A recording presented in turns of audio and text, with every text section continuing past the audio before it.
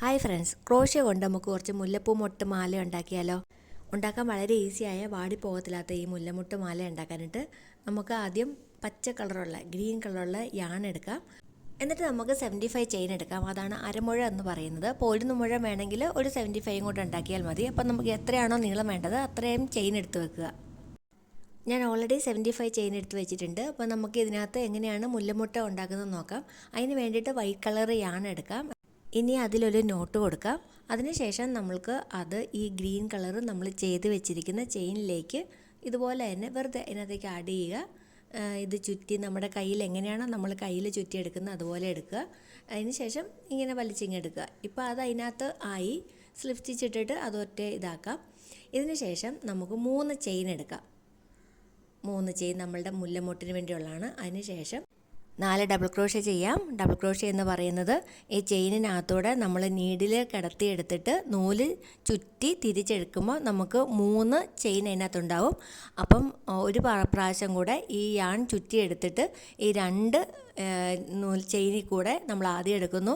പിന്നീട് വീണ്ടും ഈ യാൺ ചുറ്റിയെടുത്തിട്ട് അടുത്ത് 2 ചെയിനിൽ കൂടെയും നമ്മളിങ്ങനെ എടുക്കുന്നതിനാണ് ഡബിൾ ക്രോഷ്യ എന്ന് പറയുന്നത്. അതുപോലത്തെ 4 എണ്ണമാണ് നമുക്കിതിനകത്ത് ചെയ്യേണ്ടത്.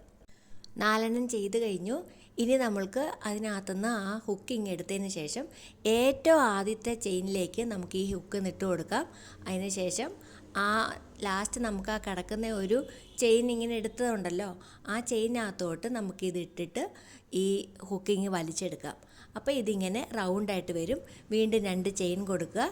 എന്നിട്ട് ഇതിൻ്റെ താഴ്ഭാഗത്തെ 2 ചെയിനകത്തൂടെ 2 സിംഗിൾ ക്രോഷ്യക്കകത്തൂടെ നമുക്ക് ഈ ഹുക്കൊന്ന് കടത്തിയെടുക്കാം.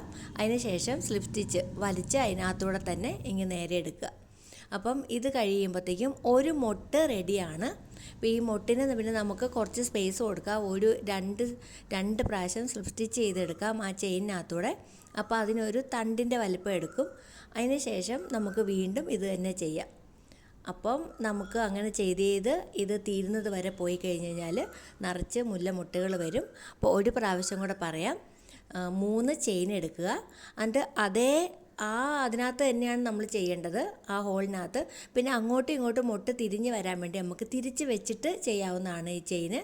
അപ്പോൾ നമ്മൾ 4 ഡബിൾ ക്രോഷ്യയാണ് ചെയ്യുന്നത്. ഇനി വൈറ്റ് യാണിന് തീരെ കട്ടിയില്ലാത്താണെങ്കിൽ ഒരു ഡബിൾ ക്രോഷ്യയും കൂടെ എക്സ്ട്രാ ചെയ്താലും കുഴപ്പമില്ല. അപ്പം 5 ഡബിൾ ക്രോഷ്യ ആവും.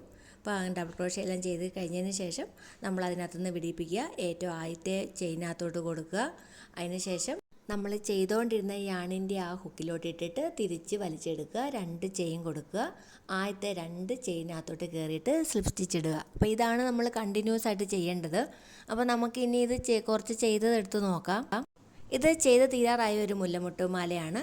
അപ്പം നമുക്കിതിൻ്റെ ഭംഗിയൊന്ന് നോക്കാം. ഇത് ഞാൻ വളരെ വലുതായിട്ടാണ് ചെയ്തിരിക്കുന്നത്. നമ്മൾ മുടിയുടെയൊക്കെ 2 സൈഡിൽ നിന്ന് ഇങ്ങനെ കൊടുത്തു കഴിഞ്ഞാൽ മുല്ലമുട്ട് മാല പോലെ തന്നെ താഴെ വരെ കിടക്കുന്നത് പോലെയാണ് ചെയ്തിരിക്കുന്നത്. വലിയ മഴയാണ് കേട്ടോ നമുക്ക്. അത് കാരണം കേൾക്കാൻ പറ്റുന്നില്ലെങ്കിൽ ഒന്ന് ക്ഷമിക്കണേ. നല്ല മഴയാണ് പുറത്ത്. ഇപ്പം പിന്നത്തേക്ക് എടുക്കാമെന്ന് വിചാരിച്ച് നടക്കത്തില്ല. അതുകൊണ്ടാണ് സൗണ്ട് കൊടുത്തു പോകുന്നത്. അപ്പം നമ്മൾ വളരെ വലുതായിട്ട് തന്നെ എടുത്തിരിക്കുന്നത്. എനിക്ക് ഇത്രയും വലുതായിട്ട് ചെയ്യാൻ വേണ്ടിയിട്ടാണ് ഇഷ്ടം. അപ്പം നമുക്ക് പല രീതിയിൽ, അപ്പം ഇത് സ്ലൈഡിൽ കുത്തി കഴിഞ്ഞ് കഴിഞ്ഞാൽ നമുക്ക് മുടിയുടെ 2 വശത്തേക്ക് ഇടാം. അതുപോലെ തന്നെ നമുക്ക് കീ ചെയിനായിട്ടൊക്കെ യൂസ് ചെയ്യാവുന്നതാണ്. ഡ്രസ്സിൻ്റെയൊക്കെ സൈഡിലൊക്കെ ഫിറ്റ് ചെയ്യാവുന്നതാണ് കേട്ടോ. അതുപോലെ സാരിയുടെയൊക്കെ സൈഡ് വഴി. അപ്പോൾ ഒരു വെറൈറ്റി ആയിട്ടിരുന്നോളും ഓണത്തിന് വേണ്ടിയിട്ട്.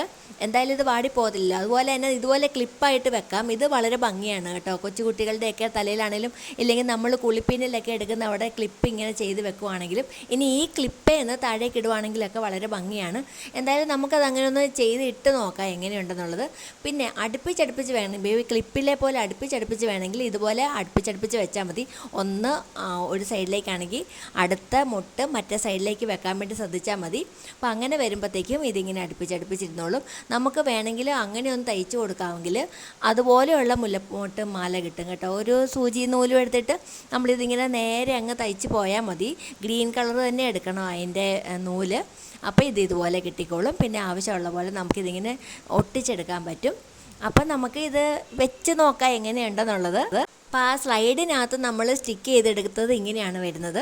അപ്പം ഇത് മാത്രം ചെയ്യേണ്ടവർക്ക് നമുക്ക് ഇങ്ങനെ മാത്രം ഇടാം. സാരിയുടെ കൂടെ ആണെങ്കിലും ചുരിദാറിൻ്റെ കൂടെ ആണെങ്കിലും നമുക്ക് കൊച്ചു പിള്ളേർക്കൊക്കെ ആണെങ്കിലും മേളിൽ കുത്തിവെക്കാനൊക്കെ ആണെങ്കിലും ഇതുപോലെ ഒരു സ്ലൈഡിൽ ചെയ്തെടുക്കാവുന്നതാണ്. ആ സൈഡിൽ തന്നെ നമ്മൾ ആ മുല്ലമുട്ട് ഒന്ന് അഡ്ജസ്റ്റ് ചെയ്തിടുവാണെങ്കിൽ ഇതുപോലെ വരും. അത് നമുക്ക് ഒരു സൈഡിൽ ഇതുപോലെ മുഖത്തിൻ്റെ മുമ്പിൽ വശത്തേക്കാണെങ്കിലും അതുപോലെ ഒരു സൈഡ് പുറകുവശത്തേക്കാണെങ്കിലും കൊടുക്കാം. ഇല്ല രണ്ട് സൈഡിൽ നമുക്ക് മുമ്പ് വശത്തേക്ക് ഇടുവാണെങ്കിലും ഭംഗിയായിരിക്കും. അപ്പം ഏതാണ്ട് മുല്ലപ്പൂ ഒറിജിനൽ മുല്ലപ്പൊട്ട് മാല ഇടുന്നത് പോലെ തന്നെയല്ലേ ഇരിക്കുന്നത്. അപ്പം എന്തായാലും എല്ലാവരും ഒന്ന് ചെയ്ത് നോക്കണം. വളരെ ഈസിയാണ്, ഒരു പ്രയാസവും ഇല്ല, പെട്ടെന്ന് നമുക്ക് ചെയ്തെടുക്കാവുന്നതാണ്. ഇഷ്ടമായാലും ഇഷ്ടമായി എന്നൊന്ന് കമൻറ്റ് ചെയ്യണേ. അപ്പോൾ അടുത്ത വീഡിയോക്കകത്ത് കാണാം. ബൈ.